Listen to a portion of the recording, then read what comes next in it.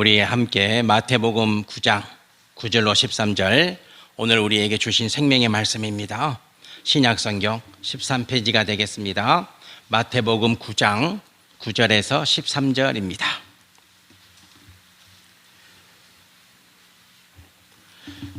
구절 말씀을 제가 먼저 봉독합니다. 9절 말씀입니다. 예수께서 그곳을 떠나 지나가시다가 마타레 하는 사람이 세관에 앉아 있는 것을 보시고 이르시되 나를 따르라 하시니 일어나 따르니라.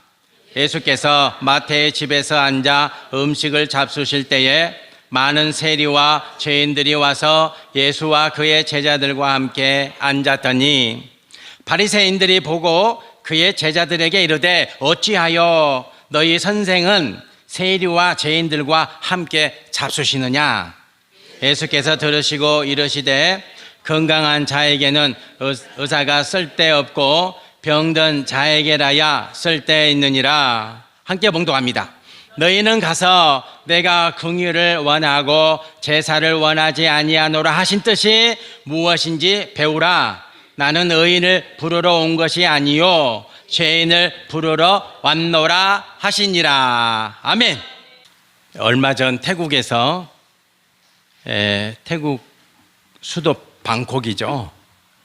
제가 방콕, 그래서 방콕이 어느 나라 수도다냐 한참 찾았어요. 참 21세기를 사는데도 방콕이 어느 나라 수도인지도 몰라가지고 찾았습니다. 그랬더니 태국이더라고요. 태국에서 테니스가 탁구시합이 있었어요. 탁구시합 WTT, 월드 테이블 테니스, WTT 컨텐더 탁구시합이 열렸습니다. 그래서 세계 모든 선수들이 함께 모여서 탁구시합을 했는데 우리 대한민국 선수 중에 조대성 선수가 있었어요. 조대성 선수.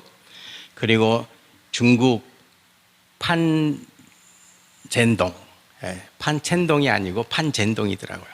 판젠동 선수하고 탁구시합을 했습니다. 32강에서 만났어요. 근데 조대성 선수는 세계 193위입니다. 세계 193위니까 아마 그 200등까지 순위를 매기는 걸로 알고 있어요. 그러니까 저 꼴찌잖아요, 그죠? 193위니까. 그리고 판젠동 선수는 세계 1위입니다. 1위. 1위 선수하고 세계 1위 선수와 세계 193등이 만났어요. 누가 이겼겠어요? 당연히 사람들은 판젠동이가 당연히 이기지. 그것도 32강이니까 5세트를 하거든요. 5세트. 한 세트에 11점 내기입니다. 11점을 먼저 내면 1세트를 이기는 거예요. 32강이니까 이제 5세트를 하게 되는데 아니나 다를까 2대0으로 지고 있었어요. 2대0으로. 판젠동 선수가 2대0으로 조대성 선수를 이기고 있었어요. 그래서 사람들은 이제 다 어떻게 생각했어요? 한국 사람들은 이 경기를 봅니까 안 봅니까? 저는 안 봅니다. 따다닥. 요즘은 얘기 아니지. 요거 리모컨으로 다른 데를 딱 채널을 돌리겠죠. 옛날에는 이렇게 돌리는 거였잖아요. 2대0으로 세트 스코어 2대0입니다. 이제 한 세트만 패하면 게임 끝나는 거예요. 그런데 3대2로 이겼습니다. 2대0으로 지고 있던, 2대0으로 이기고 있던 세계 1위 선수를 지고 있던 우리 조대성 선수가 나머지 3세트를 내리 이겼어요. 그래서 3대2로 승리했습니다. 이게 우연일까요? 아닙니다. 이때 실력이 드러난 겁니다. 이때의 실력이 3세트를 내리 이겼다는 것은요, 운이 아닙니다. 어떻게 운으로, 한 세트는 운으로 이길 수 있어요? 저 방금 소름 끼쳤어요. 한 세트는요, 운으로 이길 수 있어요. 그런데 3세트를 이겼다는 거 운이 아니, 이건 실력이에요. 이 실력을 퀀텀 점프라 합니다. 퀀텀 점프. 우리가 열심히 연습을 하고 실력을 배양하잖아요. 그러면 어느 순간에 실력이요, 상상 못할 정도로 확장되는 거예요.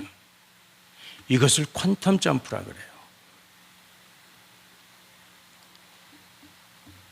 실력을 계속 쌓잖아요. 계속 연습하잖아요. 여기 우리 학생 두 사람이 앉아 있어요. 우리 하세미가 앉아 있고 선이가 앉아 있어요. 퀀텀 점프가 일어납니다. 반드시 일어납니다. 열심히 하면은요, 퀀텀 점프가 일어나는 거예요. 어느 한순간에. 그래서 조대성 선수는 그 순간에 퀀텀 점프가 일어나는 거예요. 실력이 상상하지 못하는 실력이 붙는 거예요. 붙는 거예요. 이 퀀텀 점프라고 하는 이 용어는 양자역학에서 나온 용어입니다. 양자역학에서. 전자와 중성자가 있죠. 전자가 중성자가. 전자와 중성자가 충돌하면 양자 에너지가 발생합니다. 엄청난 에너지가 발생하는 거예요. 그런데 이 전자라는 놈이 안 움직이는 거예요. 보통 온도에서는 이게 안 움직여요. 그래서 전자와 중성자가 충돌을 안 일으키는 거예요. 그래서 여러분과 저가 오늘 이렇게 평안히 사는 거예요. 여러분의 몸도 다 원자로 이루어져 있잖아요. 우리의 몸이 깊이 들어가면요, 다 원자로 이루어져 있잖아요.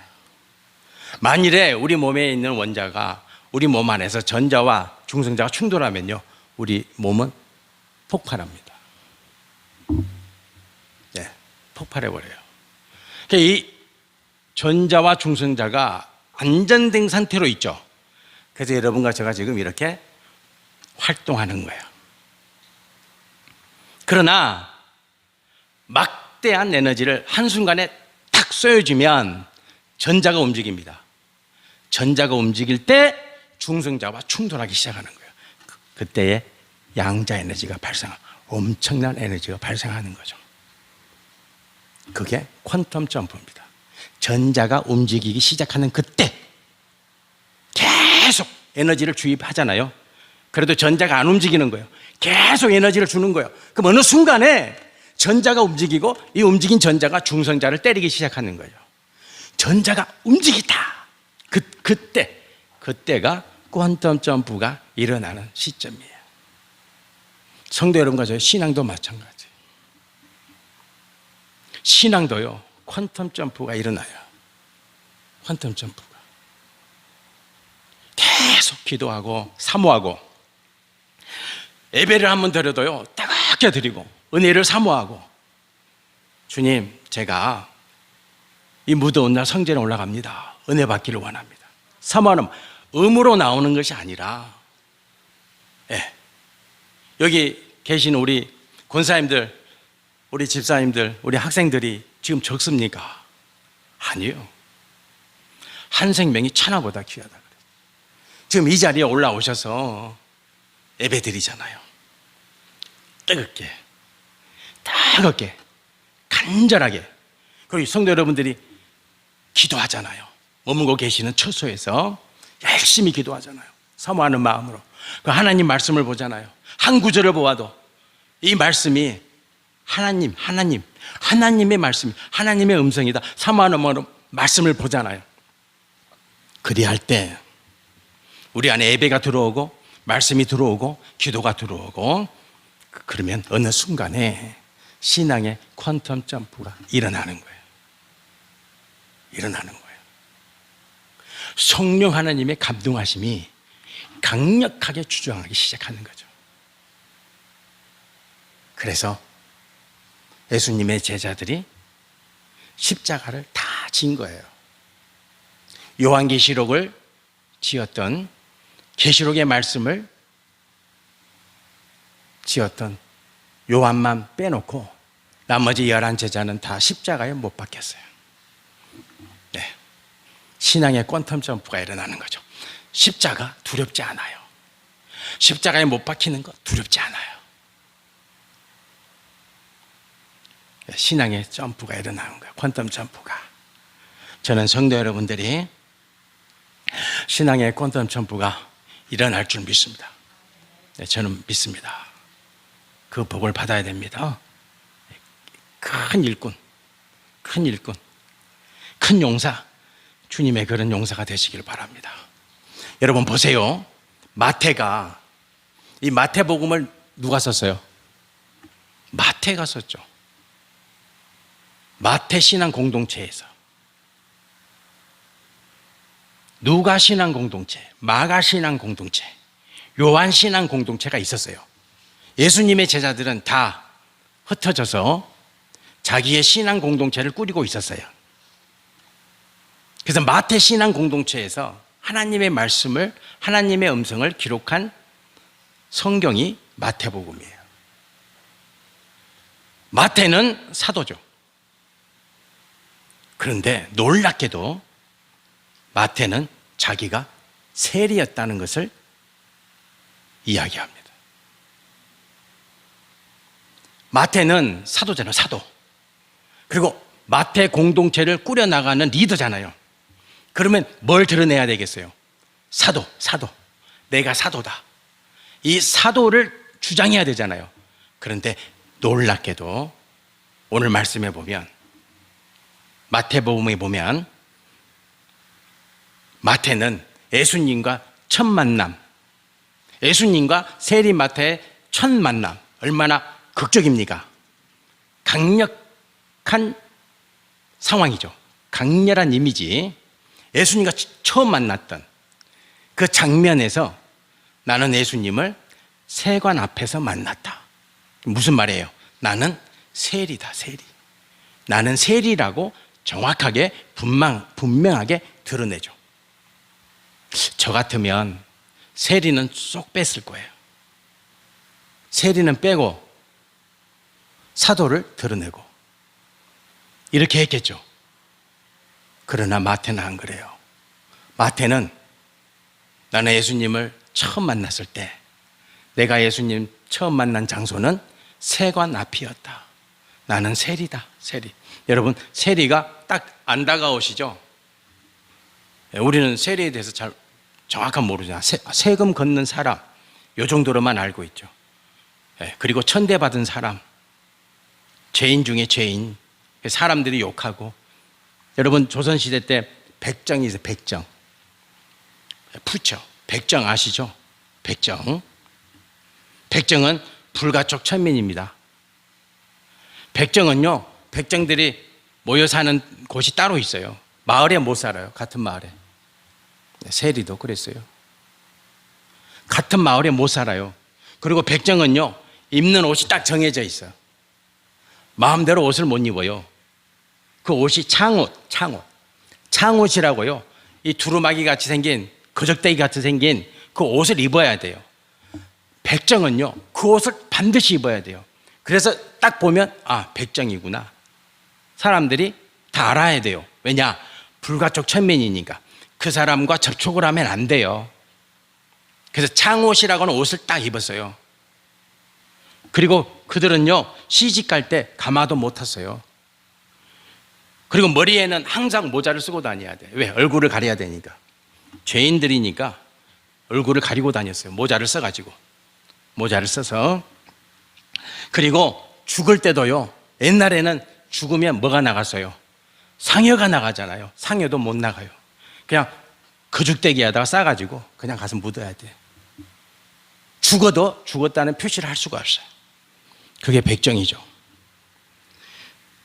그들은 누구에게도 머리를 조아려야 돼요.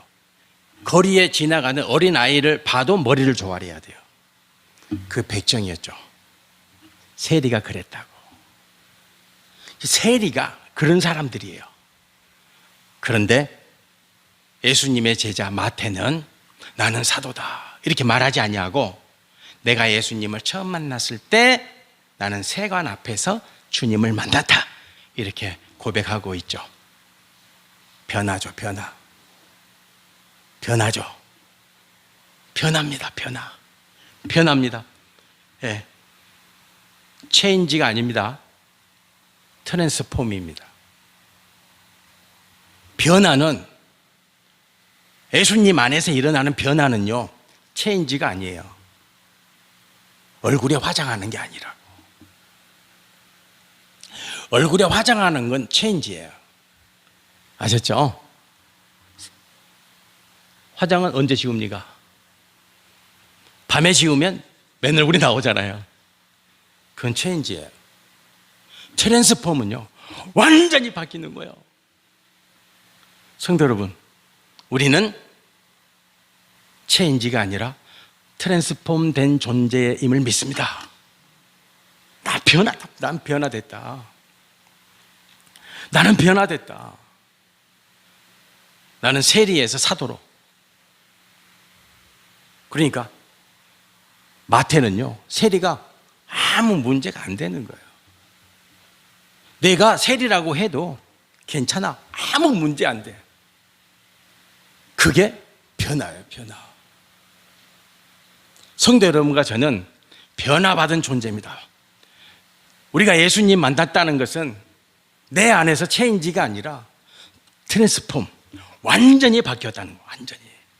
뿌리째 바뀌었다는 거예요. 나의 본질이 바뀌었다는 거예요.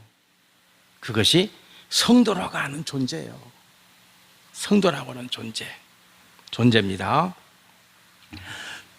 그러면 마태가 나는 세리다. 아무 문제 안 돼, 세리가. 이렇게 본인의 변화된 존재를 드러내는 이유가 뭡니까? 예수님이 나를 변화시켰다는 거예요. 누가 우리를 변화시켰습니까? 예수님의, 내 의지가 아니에요.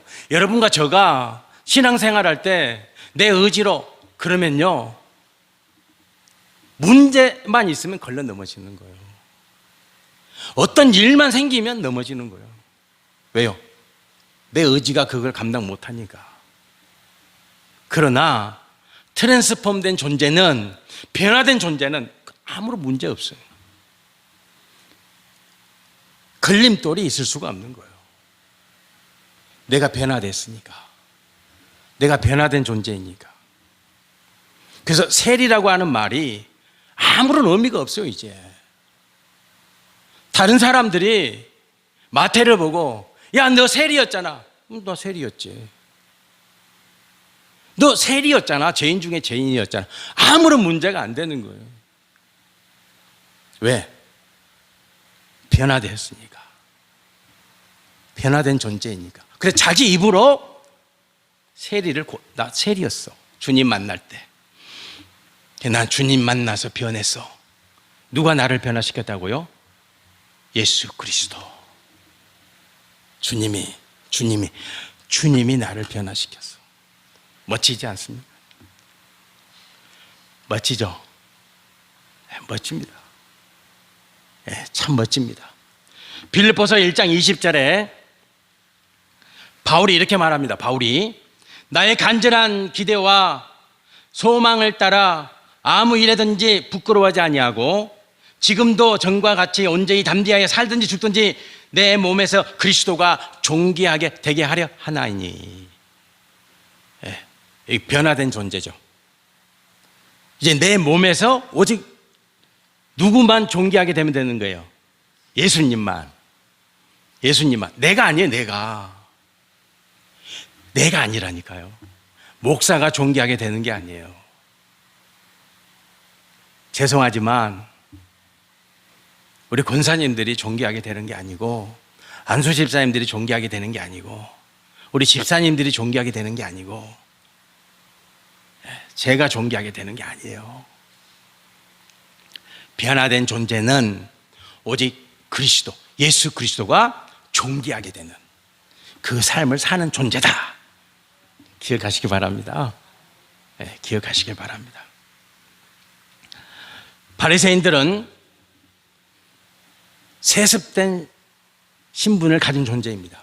할아버지도 바리새인, 아버지도 바리새인, 자기 자녀들도 바리새인, 영원한 바리새인. 세습이에요, 세습. 그들은 태어날 때부터 부모가 바리새인이면 바리새인입니다.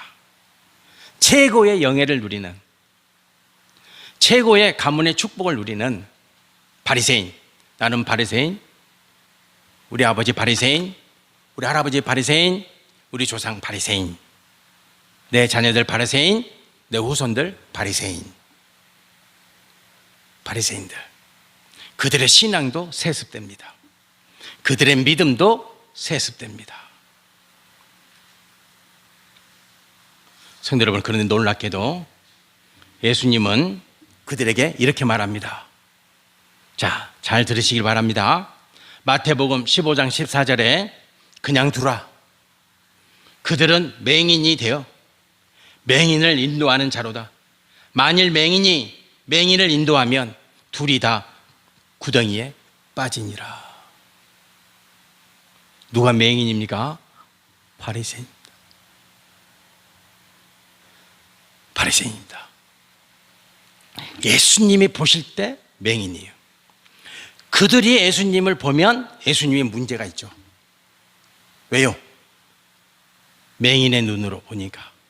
그들이 예수님을 보면 예수님이 문제투성이에요.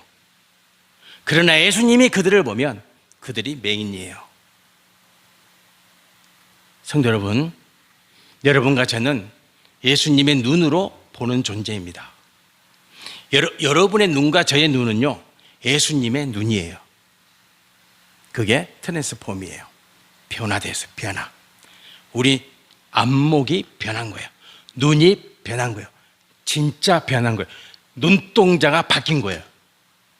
그것이 변화죠. 그러나 바리새인들은 변하지 않았어요. 바뀌지 않았어요. 그래서 예수님은 그들을 향해서 맹인이라고 말하는 거예요. 맹인이라고. 성도 여러분들, 예수님이 분명히 말씀하십니다. 맹인된 바리새인들에게 예수님이 하시는 말씀이 있어요. 13절에 보면 너희는 가서 내가 긍휼을 원하고 제사를 원하지 아니하노라 하신 뜻이 무엇인지 뭐라고 말씀하셨어요? 배우라, 배우라. Go and learn. 가서 배워. 가서 배워라. 가서 제발 배워라. 그러면 자, 어디로 갈 거예요? 예수님이 가서 배우라 하셨는데 누구에게 갈 거예요? 뭘 배울 거예요? 누구에게 가서 배워야 돼요? 말씀. 하나님 말씀이에요. 예수님이 분명히 말씀하셨잖아요. 가서 배워라. 배워.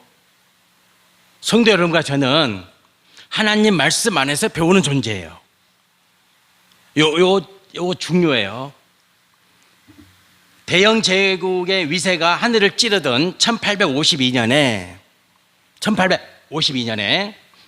영국 해군의 1400톤급 버큰헤드 호도가 있어요. 배 이름이 버큰헤드호인데 이 배가 634명을 태우고 가다가 남아프리카 남단에서 밤에 암초를 만나서 침몰하기 시작합니다. 거의 배가 이제 두 쪼가리가 됐는데 이제 어떻게 합니까? 634명이 타고 있었는데 사람들이 우왕좌왕할 거 아니에요. 거기는 병사들도 있고 민간인도 있었어요. 그때 그 배의 지휘자 세튼 중령이 병사들을 갑판 위에 소집합니다. 그리고 이렇게 말합니다. 차렷, 제군들은 들으라. 지금까지 우리들은 가족들 희생 안에서 살았다. 이제 우리가 그들을 위해서 희생할 때가 됐다. 어린이와 여자부터 보트에 태워라. 그 배에는 구명정이 3척이 있었는데 한 척에 60명씩 태울 수 있어요. 한 척에 60명씩만 태울 수 있어요. 그러니까 180명밖에 못 태워요. 634명 중에서 나머지는 죽을 수밖에 없어요. 세턴 중령이 어린이와 여자들 먼저 태워라. 그래서 180명만 삽니다. 네. 생존자들이 이렇게 말합니다. 생존자들이 이렇게 말해요. 병사들은 중령님의 지시에 따라 불평 한마디가 없었다. 병사들은 중령님의 명령을 따라서 불평 한마디가 없었다. 그로부터 60년 후에 버큰 헤드호가 침몰하고 그 사건이 있은 지 60년 후에 여러분이 잘 아는 타이타닉호가 침몰합니다. 60년 후에. 그리고 타이타닉호도 어린이와 여자들과 노약자들을 살립니다. 버큰 헤드호에서 배운 거죠. 버큰 헤드호의 침몰 사건을 통해서 배운 거예요. 배가 침몰하면 지금도 마찬가지입니다. 가장 먼저 어린아이와 여자와 노약자 먼저 살린다. 이것이 버큰 헤드호의 교훈이었고 지금도 이어지고 있어요. 지금도. 만일에 우리 창성교회 성도님들 배가 침몰한다.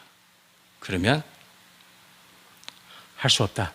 우리 김여석 집사님, 우리 윤경수 집사님 저 배에 남아야 됩니다. 배에 남아야 됩니다. 이 정신이 지금도 살아있다는 거잖아요. 버큰 헤드호에서 그 정신을 이어받은 거예요. 이어받은 거죠. 말씀을 마무리하겠습니다. 성도 여러분들, 예수님은 배우라 하십니다. 배우라. 배우라 하십니다. 이 말씀은 비단 바리새인에게만 하는 말씀이 아니라 성도 여러분과 저에게 하시는 말씀입니다. 배워야 한다. 가서 배워라. Go and learn. 가서 배워. 가서 배워. 예수님은 나에게 배우라 하십니다. 그리고 무엇을 배우라고 하시는지 성도 여러분 스스로가 질문하고 배워야 합니다. 누가 가르쳐 줄 수 없어요. 이거는 성도 여러분들 누가 대신해 줄 수 없어요. 죄송하지만 목사가 대신해 줄 수 없어요. 여러분의 신앙은 누가 대신해 줄 수 있는 게 아니죠. 조대성 선수의 퀀텀 점프 그 실력이 누가 대신해 주시냐. 본인이 열심히 하는 거예요. 신앙생활을 누가 대신해 줍니까? 목사가 대신해 줍니까? 목사가 여러분들을 천국으로 인도합니까? 아니에요. 여러분 자신이에요. 여러분 자신이에요. 여러분 자신이 배우고 여러분 자신이 주님 앞에서 주님 말씀해 주세요. 내가 무엇을 배워야 하는지, 내가 무엇을 붙잡고 살아야 되는지, 내가 무엇을 붙잡고 기도해야 되는지 여러분 스스로가 주님께 여쭙고 배워야 돼요. 그래야 그 신앙이 퀀텀 점프가 일어나는 거예요. 그런 주님의 일꾼 되시기를 축복합니다. 아멘. 기도드리겠습니다. 할렐루야. 여호와 하나님 아버지, 바리새인입니다. 바리새인. 할아버지 조상 대대로 믿음의 가문, 믿음의 가문. 나 바리새인. 하루에 3번 시간을 정해서 기도하고 하나님의 율법 다 아는 자들.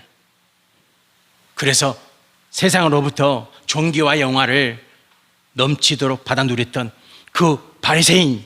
예수님 말씀하십니다. 너희는 맹인이야. 가서 배워. 가서 배워. 아버지, 우리 창성의 성도가 배우는 그리스도인 되기를 원합니다. 아버지, 하나님 나라 가는 그날까지 하나님 말씀 붙잡고 아버지 가르쳐 주세요. 알려주세요. 깨닫게 해주세요. 배우는 그리스도인이 되어서 하나님의 용사되어지는 복 누리게 하여 주시옵소서. 예수 그리스도의 이름으로 기도드립니다. 아멘.